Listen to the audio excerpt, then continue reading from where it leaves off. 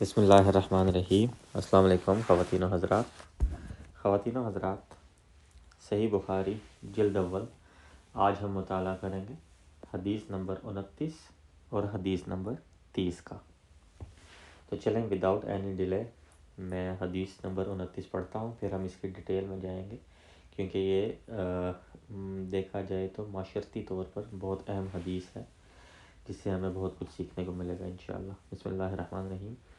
اللہم صلی علی محمد وعلی آلہ واصحابہ واہل بیت سیدنا و مولانا محمد مبارک وسلم۔ حضرت معرور سے مروی ہے، فرماتے ہیں میں زبزہ کے مقام پر حضرت ابو ذر رضی اللہ عنہ سے ملا، جبکہ انہوں نے اور ان کے غلام نے ایک جیسا لباس پہنا ہوا تھا۔ میں نے حضرت ابو ذر سے اس کی وجہ پوچھی تو انہوں نے کہا میں نے ایک شخص کو ماں کی گالی دی تھی۔ مجھے نبی مکرم صلی اللہ علیہ وآلہ وسلم نے فرمایا اے ابو ذر، تو نے اسے ماں کی گالی دی ہے، تو ایسا شخص ہے جس میں ابھی جاہلیت کی خصلت باقی ہے۔ تمہارے بھائی تمہارے ماتحت ہیں، اللہ تعالیٰ نے انہیں تمہارا ماتحت کر دیا ہے، پس جس کا بھائی جس کے ماتحت ہو وہ اسے اس میں سے کھلائے جو وہ خود کھاتا ہے، اور اس میں سے پہنائے جو خود پہنتا ہے، اور انہیں کسی ایسے کام کی تکلیف نہ دو جو انہیں مغلوب یعنی عاجز کر دے، اور کبھی انہیں کوئی مشکل کام دو تو ان کی مدد کرو۔ سبحان اللہ، صدق اللہ و صدق رسول العظیم۔ خواتین و حضرات، یہ حدیث مبارک معاشرتی طور پر اہم کیوں ہے؟ کیونکہ آپ دیکھیے کہ اس حدیث مبارک میں حضرت ابو ذر رضی اللہ عنہ نے فرمایا کہ میں نے ایک مرتبہ ایک شخص کو گالی دی، یعنی کہ اگر اس حدیث کی ہم تفسیر میں جائیں اور اس حدیث سے ہمیں یہ بات سمجھ آتی ہے کہ شاید حضرت ابو ذر نے اس وقت اپنے غلام کو گالی دی ہوگی، جس کی وجہ سے نبی علیہ الصلوۃ والسلام نے فرمایا کہ تم نے اس کو گالی دی ہے، تم میں ابھی جاہلیت کی خصلت موجود ہے۔ اور پھر آپ علیہ الصلوۃ والسلام نے فرمایا کہ جو تمہارے ماتحت ہیں، یعنی کہ تمہارے غلام ہیں، یا تمہارے، اگر میں آسان ورڈز میں بولوں تو جو امپلائیز ہیں، ٹھیک ہے، یہ تمہارے گھر میں کوئی کام کرنے والا ہے جس کو ہم ملازم کہتے ہیں یا نوکر کہتے ہیں، یہ سب جو بھی ماتحت ہے آپ کے۔ اب ایون کہ یہاں تک بھی ہوتا ہے کہ جیسے اکثر بڑا بھائی جو ہے وہ اگر کمانے لگ جائے اور چھوٹے جو ہیں وہ اس کے ماتحت آ جائیں، یعنی کہ چھوٹوں کی اگر وہ کفالت کرنا شروع کر دے تو وہ بھی اس کے ماتحت ہیں۔ تو بنیادی طور پر بات کرنے کا کیا ہے کہ تمہارے بھائی تمہارے ماتحت ہیں، یعنی کہ جو کچھ بھی اس میں ساری وہ ہر کیٹیگری آ جائے گی جو کہ آپ کے انڈر کام کرتی ہے یا آپ کے انڈر کسی بھی وجہ سے آپ کے انڈر ہے وہ، تو پھر ان کے ساتھ حسن سلوک کا بنیادی طور پر یہاں پر حکم دیا گیا ہے کہ ان کو جو خود کھاؤ وہ انہیں بھی کھلاؤ، اور جو خود پہنو وہ انہیں بھی پہناؤ۔ اس چیز کا بنیادی مقصد یہ ہے کہ ان کے ساتھ بنیادی طور پر حسن سلوک کرو، انہیں اپنے سے کمتر کبھی بھی نہ سمجھو اور اپنے آپ کو کبھی بھی ابتر نہ سمجھو، کیونکہ اللہ سبحانہ و تعالیٰ تمہیں اس کی جگہ اور اس کو تمہاری جگہ بھی رکھ سکتا تھا۔ یہ میں اپنی طرف سے انٹرپریٹیشن کر رہا ہوں اس کی، کہ اللہ سبحانہ و تعالیٰ تو وہ تو بے نیاز ہے، وہ ہر چیز پر قادر ہے۔ اگر اس نے فار ایگزامپل ہمارے ماتحت کسی کو رکھا ہے تو وہ ہمیں بھی کسی کے ماتحت رکھ سکتا ہے،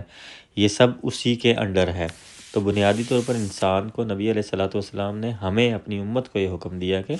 کبھی بھی اپنے آپ کو بہت زیادہ ابتر نہ سمجھو، بہت زیادہ کسی سے بڑا اونچا نہ سمجھو، کہ اللہ نے اگر تمہیں اس قابل کر دیا ہے کہ کچھ لوگ تمہارے ماتحت ہیں تو ان کے ساتھ حسن سلوک سے پیش آؤ۔ اور کبھی یہاں پر یہ چیز بھی غور طلب ہے کہ کام کا بوجھ بھی زیادہ نہ ڈالا جائے ان کے اوپر، یعنی کہ ایسا ان کے اوپر کام نہ ڈالا جائے، جیسے اکثر ہم گھر بنواتے ہیں یا کچھ بھی ہوتا ہے مزدور وغیرہ لگا لیتے ہیں، تو لوگوں کی زیادہ تر کوشش ہوتی ہے کہ زیادہ سے زیادہ کام ان سے لیا جائے ایک دن کے اندر اندر، تاکہ دہاڑی جو ہے وہ بچ سکے۔ تو بنیادی طور پر نبی علیہ الصلوۃ والسلام نے مشکل اور تکلیف دہ کام ان کے اوپر زیادہ بوجھ ڈالنے سے منع فرمایا، اور یہاں تک فرمایا کہ اگر کبھی ایسا کچھ مشکل کام دے بھی دو تو ان کی ہیلپ کرو، اس میں ان کے ساتھ لگ جاؤ تاکہ ان کے اوپر زیادہ بوجھ نہ پڑے۔ تو یہ بنیادی طور پر زندگی گزارنے کا اور معاشرتی طور پر ہمیں بتایا گیا کہ کس کے ساتھ کیسے بیہیو کرنا ہے۔ جیسے ہم بڑی بڑی میں نے لوگ دیکھے ہیں کہ پرسنالٹی ڈیولپمنٹ کی کلاسز وغیرہ ہم لوگ لیتے رہتے ہیں نا، جبکہ اگر ہم صرف قرآن و حدیث کو سمجھنا شروع کر دیں تو ہمیں کبھی بھی کسی کے پاس یعنی ہمیں اپنی پرسنالٹی ڈیولپمنٹ کے لیے کبھی کسی کے پاس کلاسز لینے کے لیے نہ جانا پڑے، کیونکہ ہمارے پاس تو دنیا کی بہترین مینولز، دنیا کی بہترین کتابیں ہمارے پاس موجود ہیں قرآن و حدیث کی صورت میں، اور نبی علیہ الصلوۃ والسلام کی سنت مبارک کی صورت میں ہمارے پاس بہترین کتب جو ہیں یہ موجود ہیں، جس سے ہم اپنی اصلاح بھی کر سکتے ہیں اور اپنی پرسنالٹیز کو بہت زیادہ گروم بھی کر سکتے ہیں، اور یہ بھی ہمیں بہت بڑے اسباق ملتے ہیں کہ ہم نے بیہیو کس طرح سے کرنا ہے، سوسائٹی میں ہم نے موو کیسے کرنا ہے بنیادی طور پر۔ میں ہمیشہ ایک بات کہتا ہوں کہ قرآن و حدیث صرف ثواب کے لیے نہیں ہے، گو کہ ان کو پڑھنے سے ثواب بھی ملتا ہے، لیکن ہم نے صرف اور صرف ان کو ثواب کی بکس ہی بنا لیا، جبکہ یہ صرف ثواب کے لیے اگر ہوتا تو اللہ سبحانہ و تعالیٰ چند ایک کلمات سکھا دیتا کہ ٹھیک ہے یہ پڑھتے رہو اور ثواب جو ہے وہ بٹورتے رہو، لیکن یہ تو بنیادی طور پر زندگی گزارنے کے طریقہ ہے جس کو ہمیں لازمی طور پر پڑھنا چاہیے۔ خیر بات تھوڑی لمبی ہوگی، تو اپنا بہت سارا خیال رکھیے گا، بلکہ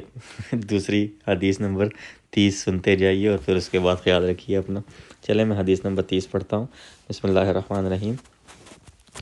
حضرت احنف بن قیس فرماتے ہیں، میں جا رہا تھا تاکہ اس شخص یعنی حضرت علی بن ابی طالب رضی اللہ عنہ کی مدد کروں۔ راستے میں مجھے ابو بکرہ ملے، انہوں نے پوچھا کہاں کا ارادہ ہے؟ میں نے کہا میں اس شخص حضرت علی کی مدد کروں گا۔ ابو بکرہ نے کہا تو واپس چلا جا، کیونکہ میں نے رسول اللہ صلی اللہ علیہ وآلہ وسلم کو یہ فرماتے سنا ہے کہ جب دو مسلمان دشمنی کے قصد سے اپنی تلواروں سے جنگ کرتے ہیں تو قاتل اور مقتول دونوں دوزخ میں داخل ہونے کے مستحق ہوتے ہیں۔ میں نے عرض کی یا رسول اللہ صلی اللہ علیہ وآلہ وسلم، یہ قاتل اس کا تو دوزخی ہونا سمجھ میں آتا ہے، مقتول کیوں دوزخی ہوگا؟ فرمایا وہ بھی تو اپنے مد مقابل کو قتل کرنے کا حریص تھا۔ صدق اللہ و صدق رسول العظیم۔ اچھا خواتین و حضرات، اس میں ایک حدیث، اس میں ایک بات سمجھنے کی کہ یہ حضرت ابو بکر صدیق رضی اللہ عنہ نہیں تھے، بلکہ یہ حضرت ابو بکرہ ان کا یہاں پر جو ہے وہ ذکر ہے، یہ بھی صحابی رسول تھے۔ تو بنیادی طور پر یہاں پر ایک چیز بتائی گئی کہ جب دو مسلمان آپس میں لڑیں تو وہاں پر پھر کسی کا ساتھ دینے کے بجائے یعنی کہ جب دو مسلمانوں کی تلواریں آپس میں لڑ پڑیں تو سائیڈ پہ ہو جانا بہتر یہاں پر فرمایا گیا ہے، کیونکہ دو مسلمان آپس میں لڑ رہے ہیں، اور یہ اس وقت کا واقعہ ہے میرا خیال حضرت عثمان غنی رضی اللہ عنہ کی شہادت کے بعد، جب خلیفہ چہارم حضرت علی کرم اللہ وجہ جب خلیفہ بنے، تو یہ اس وقت کا واقعہ ہے۔ اور علماء نے جمہور علماء نے اس چیز کی تصدیق کی ہے کہ حضرت علی کرم اللہ وجہ جو ہیں وہ حق پر تھے اور وہی خلافت کے زیادہ حقدار تھے، اور اس وقت تمام لوگوں سے وہی افضل تھے۔ تو اللہ سبحانہ و تعالی ہمیں اختلافات میں پڑھنے سے بچائے اور ہمیں قرآن و حدیث سمجھنے کی توفیق عطا فرمائے۔ اب جیسے اختلافات بنیادی طور پر بہت سارے فرقے جو بنے ہوئے ہیں، ان میں اختلافات انہی بنیادوں پر پایا جاتا ہے کہ کون سا صحابی جو تھا وہ زیادہ افضل تھا، جبکہ میں یہ چیز کہتا ہوں کہ 1400 سال بعد ہماری کیا اوقات ہے ان صحابہ کے بارے میں بات کرنے کی جن کو اللہ سبحانہ و تعالیٰ نے خود فرمایا کہ ان کی زندگی میں نبی علیہ الصلوۃ والسلام کے تھرو ان کو بتا دیا کہ وہ لوگ جنتی ہیں، اور حضرت علی کرم اللہ وجہ کی بھی بہت بڑی شان ہے، اہل بیت میں سے ہیں حضرت علی کرم اللہ وجہ۔ تو بنیادی طور پر میں یہ چیز سمجھتا ہوں کہ اختلافات میں کبھی بھی نہیں ہمیں پڑھنا چاہیے، اور نہ ہی ہمیں کمپیریزن میں پڑھنا چاہیے۔ گو کہ اہل بیت کی جو ہے وہ بہت بڑی شان ہے، اور میرا تو ایمان ہے کہ اہل بیت کی محبت، اہل بیت سے عشق کے بغیر انسان کا ایمان بھی مکمل نہیں ہو سکتا، کیونکہ ہم جو ہے نماز پڑھتے ہوئے بھی درود شریف میں جب تک آل محمد صلی اللہ علیہ وآلہ وسلم پر بھی درود شریف نہیں پڑھ لیتے تب تک ہماری نماز ہی مکمل نہیں ہو سکتی۔ خیر یہ ایک